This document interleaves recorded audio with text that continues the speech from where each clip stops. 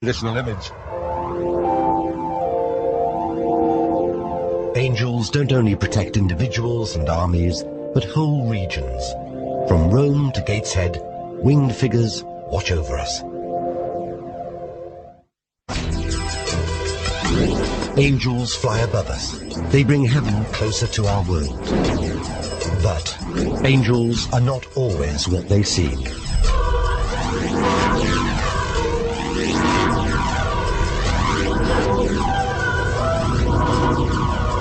Young American soldiers returning from the Second World War established one of the most notorious clubs in the world. We're part of society that doesn't fit in with the rest of society in a mainstream concept. There's an underworld wherever you go on this planet.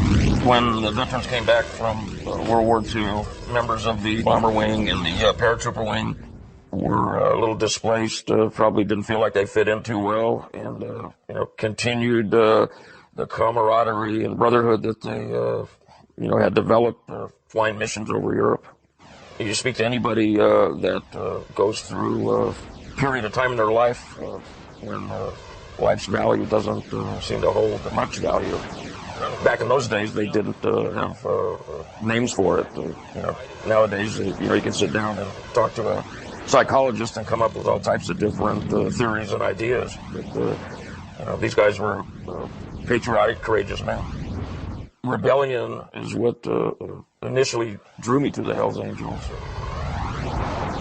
We've been bombed, had hand grenades thrown in here, been gunfights out in the street, been the target of state and federal prosecutions, which all started out as a big bang. And the name itself is a huge statement.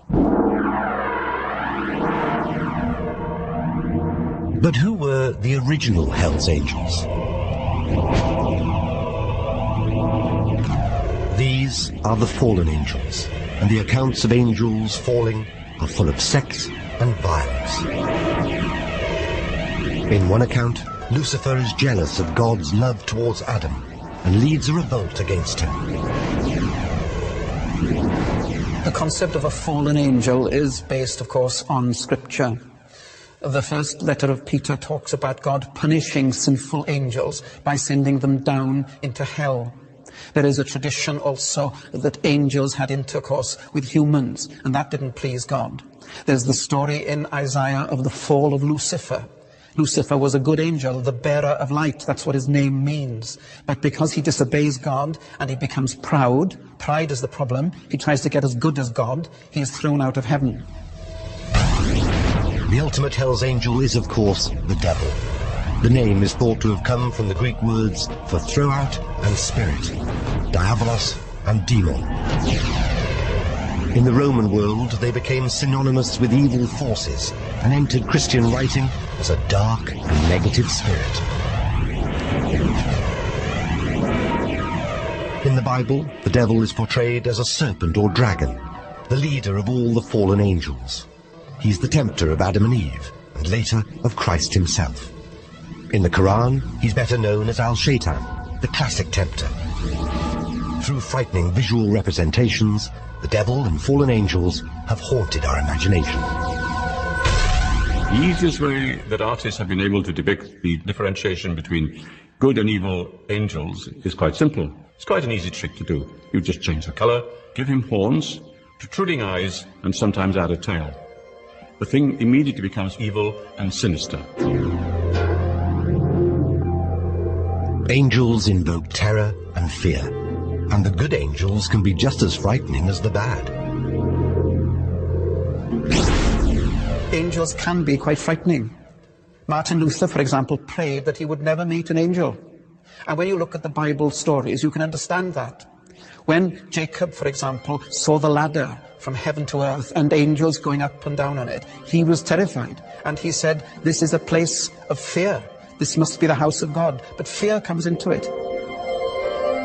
The women, when they went to the grave after the resurrection, found it empty, and angels standing, guarding the grave. And the first thing the angel says to the women is, don't be afraid.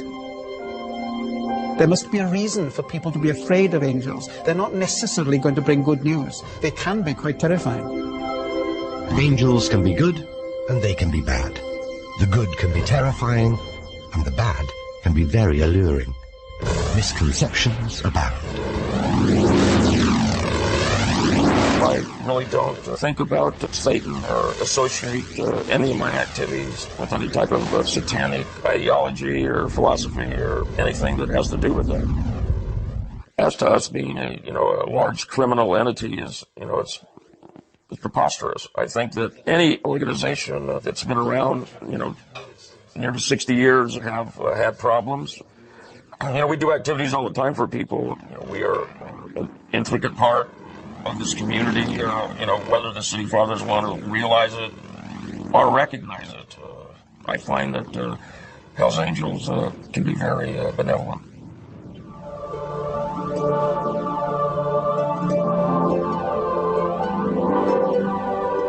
Angels are the product of theological imagination, cultural imagination, mythical imagination, artistic imagination, all mixed together in a rich melting pot. There can be four-headed, six-winged and multi-eyed angels, or of course, one of the most abiding and popular images of all. The angel is a cute, childlike cherub. They decorate Christmas cards and have also made it onto our Valentine cards. These quintessential romantic Renaissance babies are often portrayed as winged young boys who strike at the hearts of couples in love.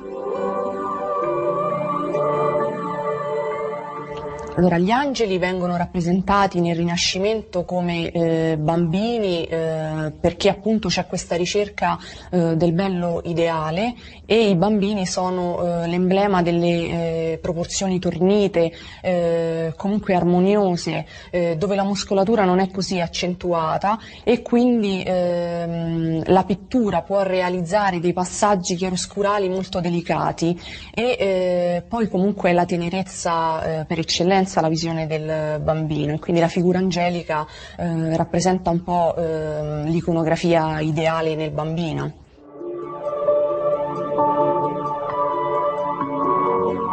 Cupid is the most famous of the little angels. He is portrayed as a frolicking child, innocent and mischievous. But he carries a deadly weapon. The most dangerous thing in his position, in fact, was the bow and the arrow, and they could be used to pierce the heart of anybody. And therefore, he could do it surreptitiously because you weren't conscious of a child having this power. So it was, again, linked up with mythology, and it had an element of danger and wickedness. Therefore, that's why the cherub always smiles. The cherubs also work visually very well with certain subjects, like, for example, the Virgin Mary with the Christ child on her lap. It seems very natural, then, that the Christ child is playing with other little children who fly down to get involved in whatever he's doing. We have to remember that when a lot of these paintings were made, many, many babies died. And even though the idea that angels are dead babies' souls is heretical according to the Church, this perhaps was something of a comfort. It certainly also makes these paintings appealing to us even now. Cherubs are actually the cherubim, the second highest rank of angels. In Scripture, they are assigned the task of guarding the gates of Eden after Adam and Eve are thrown out, hardly innocent babies. The cherubim and seraphim are often shown with 1, 2, or 3 pairs of wings. But artists have freely embellished and adapted the form, function, and type of angels. Artists have relegated the cherubim to the ranks of decorative children or putti.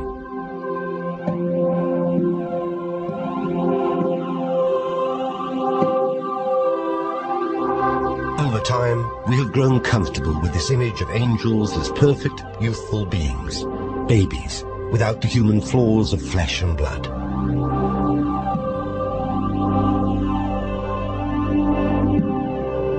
This image reached a peak of sublime grace during the Renaissance age.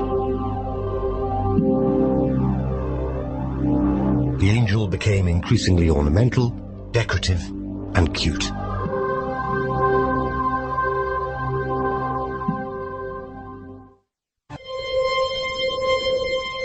Angels perform a number of functions and assume many identities. They carry messages from God. They guide. They offer protection and comfort. But there are also the darker elements, the fallen angels, the angels at war.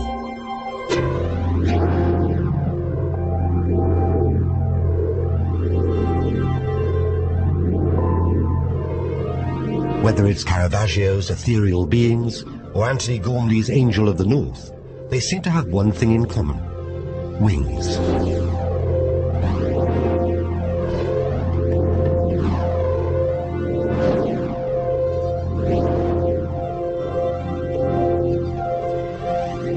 Surprisingly, the earliest depictions of Christian angels don't have wings. These are images in the catacombs of Rome, dating from the 2nd century AD. There was little means of identifying such beings as angels. Not until the 5th century did Christian angels begin to be regularly depicted with wings. And from then on, they would rarely be found without them.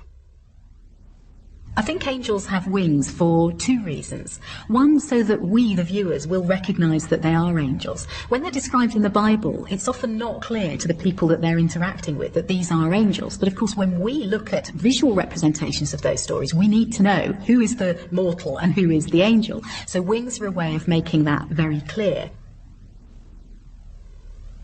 Wings are also a really marvellous way for artists to give vent to their wildest imaginings. They can be quite naturalistic and look like birds' wings, or they can be fantastic, flowing curls and really extraordinary creations. So I think artists love the angel's wings because they can go so far with them.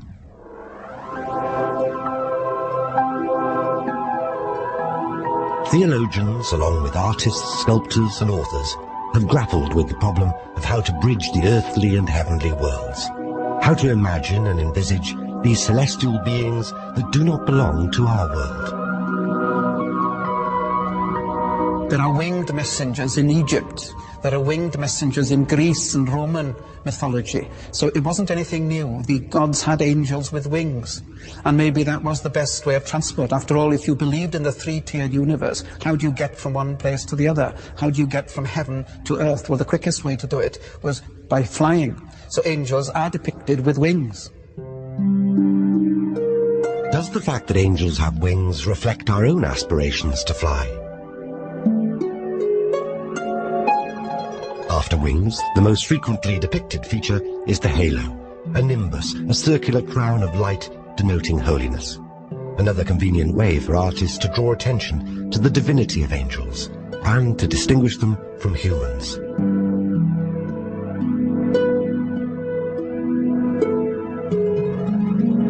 In the Bible, angels were created when light was created, at the dawn of creation.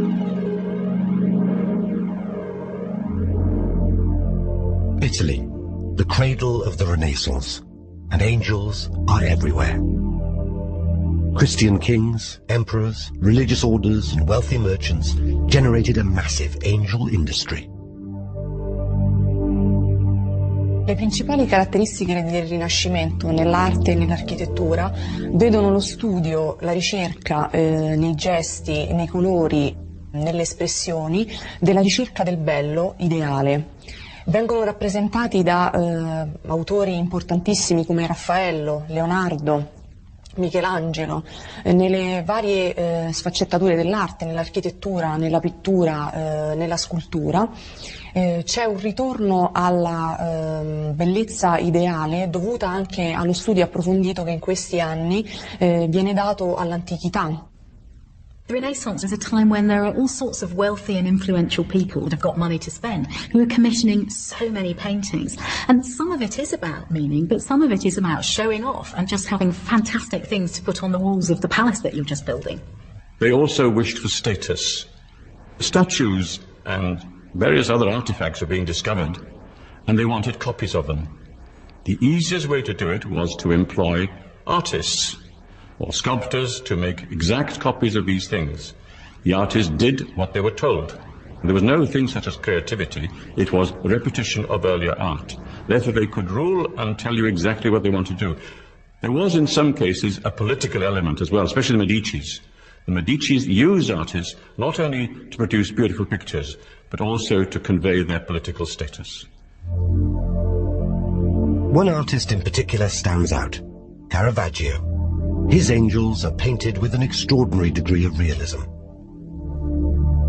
The ordinary everyday people who modelled for him were the basis for these sacred figures.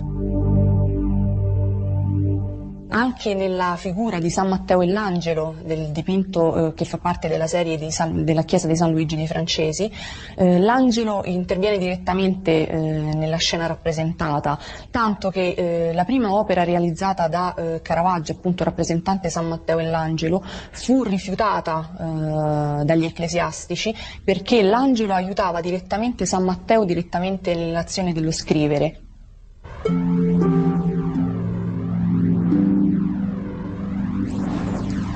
Even today, in Italian towns and cities, angels are everywhere. The angels of Botticelli, Raffaello, and Michelangelo remain as marketable as ever.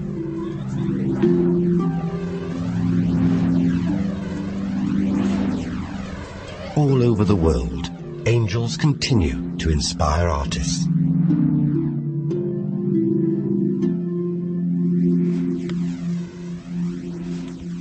The reason for coming somewhere like this, to draw and to look at the angels that have been carved here and placed high up in the chapel there, is feeding the imagination. The subject is an interesting subject in this sense because we've created them somewhat in our own image, and it's that looking at ourselves or at a better version of ourselves which is one of the attractions that angels have to us all, that here is a human being in a more idealized state than we are. Perhaps we have athletes in the same way in this day and age, and models and film stars and pin-ups in the same way that people in the past had angels. They are, in a sense, more than people that we look up to.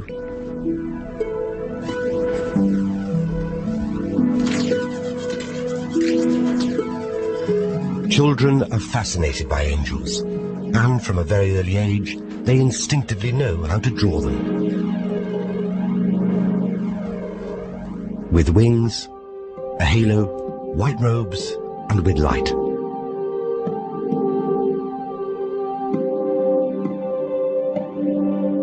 Angels in heaven express joy much as humans do on earth.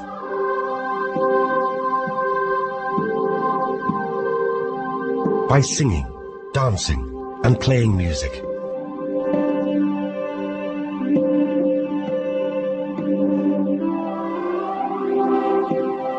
Countless images show them in choirs. The hierarchy of angels grouped them into 3 choirs. Again, this was proof of an organized, tiered structure in heaven. The joyful, harmonious choirs of angels sang in praise of God, with one voice, one sound.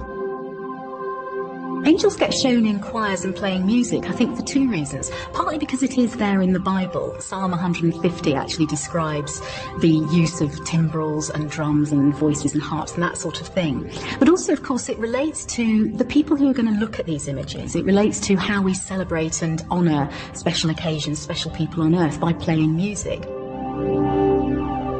Angels were given the popular instruments of the Renaissance age to play.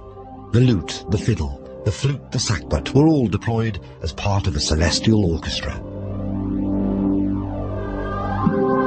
The harp has perhaps become the instrument most associated with angels. But the lute, the prince among courtly instruments, is also often shown. This instrument was frequently used to accompany the voice during the Renaissance. Whose voice were the angels accompanying? God's voice. But just as angels could deliver bad as well as good news, so the music is not always something we want to hear. Gabriel, it is said, will announce the last judgment with an apocalyptic trumpet blow. It will hardly be a comforting sound.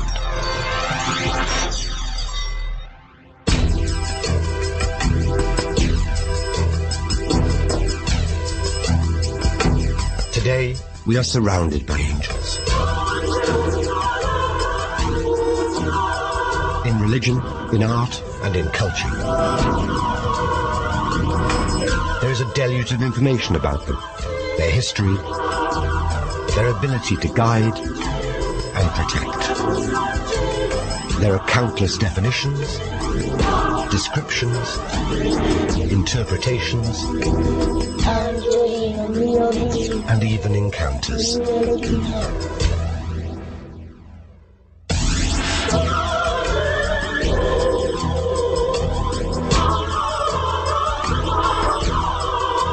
They are as popular as ever.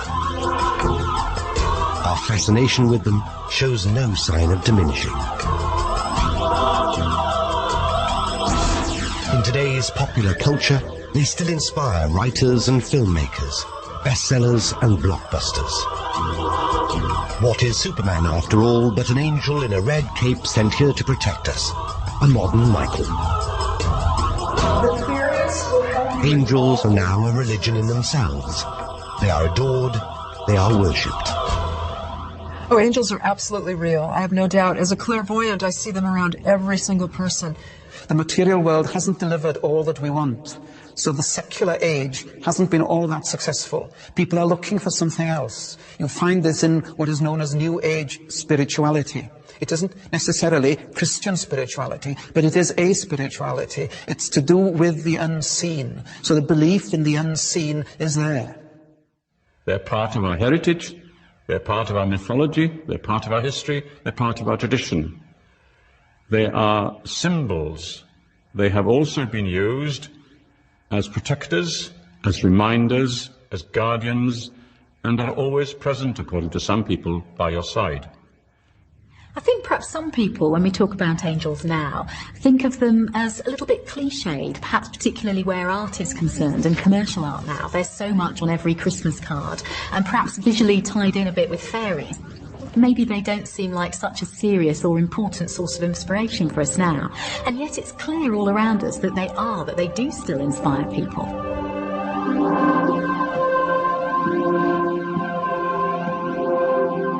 One question remains unanswered.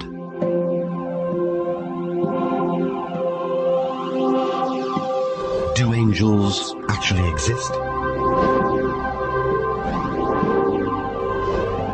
They exist for those who believe in them.